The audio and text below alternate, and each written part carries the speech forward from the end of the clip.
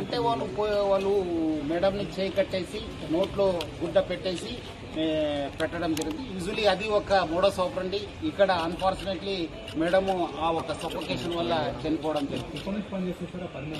Almost 1 year నుంచి అయింది. So వాళ్ళ మదర్ కోసం ఇక్కడ సార్ వాళ్ళ మదర్ కోసం ఆమె రావడం జరిగింది. తర్వాత మదరు చనిపోయిన తర్వాత మళ్ళీ ఆమె కంటిన్యూ కావడం జరిగింది.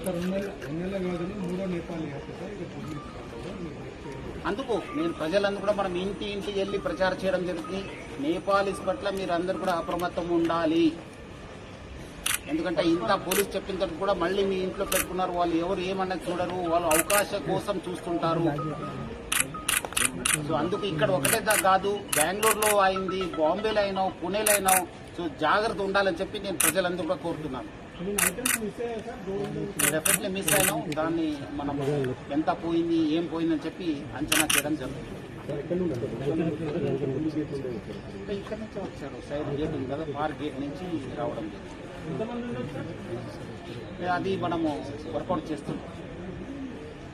కొన్ని వివరాలను బయట పెట్టలేము, కొంత ఇన్వెస్టిగేషన్ కోసము మనం చేస్తున్నాం. డెఫినెట్లీ మీకు అప్డేట్ ఇస్తాను. చెప్తాను, మళ్ళీ చెప్తాను మీకు ఈవినింగ్ దాకా. మళ్ళీ రిపోర్ట్